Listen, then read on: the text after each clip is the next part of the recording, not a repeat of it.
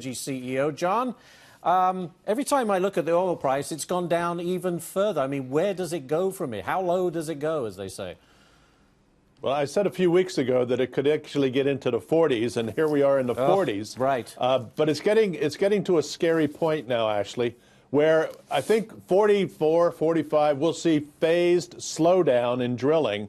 If we get below 40, we'll see rapid stopping of drilling, because the companies simply can't afford it. The business model doesn't work in the 30s. It barely works in the 40s. And so it really needs 50s and 60s to be viable, at least in the U.S. oil shale fields. So I think we're getting close to the bottom, and I hope for the sake of both consumers and the industry that we are at the bottom. Well, consumers love it, though, John, let's be honest, because of cheap gas prices, right? But they will get the reverse impact months from now when they get a spike. So suddenly 25 cents a gallon spike, and the consumers say, whoa, what happened? Where'd the cheap oil go? And then they blame the oil companies, not themselves. They blame the oil companies. I understand that, but aren't we swimming in the stuff right now that if we do start to slow down production, OPEC by over a million barrels per day next month, we understand. But the shock of that, there won't be a spike because we have so much in reserve that will kind of offset it a little bit.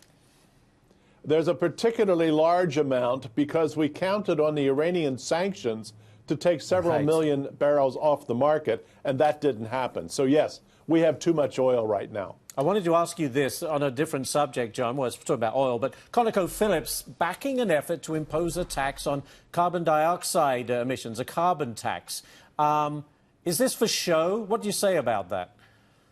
Well, in the first instance, I think over the past 3 or 4 years, there's been a growing recognition by the oil and gas industry that a price on carbon makes a lot of sense in terms of the future legitimacy of their business, or we call it license to operate in the industry.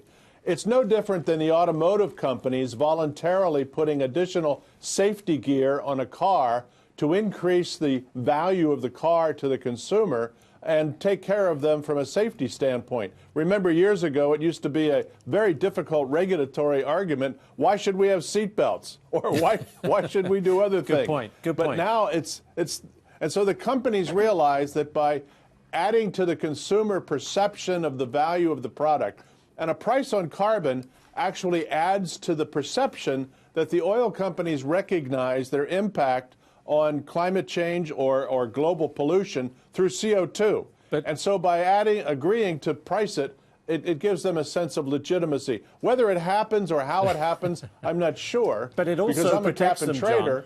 But it also protects them from lawsuits by states who may want to blame them for climate change.